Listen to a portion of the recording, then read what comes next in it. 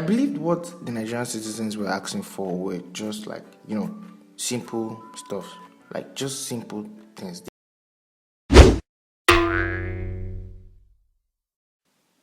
What do we want? End SARS. What do we want? End SARS. What do we want? End SARS. What do we want? End SARS. The movement was basically about, the Nigerian citizens wanting to end the special unit of the police force and also to stop police brutality. Indirectly, what they basically asked was for a police reform, to reform the police. Now, this was just about citizens, establishing their rights to demand from the government. That's basically what it was. At the beginning, the protest was just about people just coming together to stand up for their rights and, just having fun and protesting peacefully. I believed what the Nigerian citizens were asking for were just like, simple stuff, like just simple things. They didn't ask for much. And the special units in the police force and reform the police. That's all. Nothing else. Like that is all. Due to the government's, intervention, let me just put it that way because I don't know how else to put it.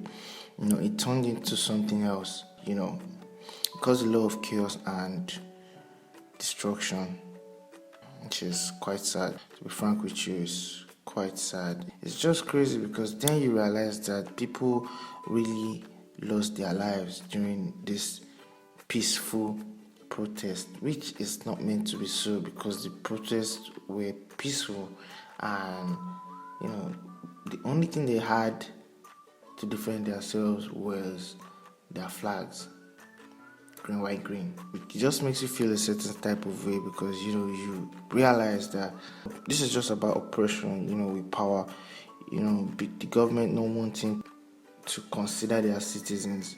I believe the Nigerian government has to realize that, you are there to serve, not people to serve you. And that's where all this misconception happens because it happens in a lot of African countries actually. It happens in a lot of African countries. I mean, these are jolly protesters, just, having fun, catching their own vibes, protesting for what they believe is right and what is not meant to be done to them. And then you send a whole army to execute peaceful people without them defending themselves.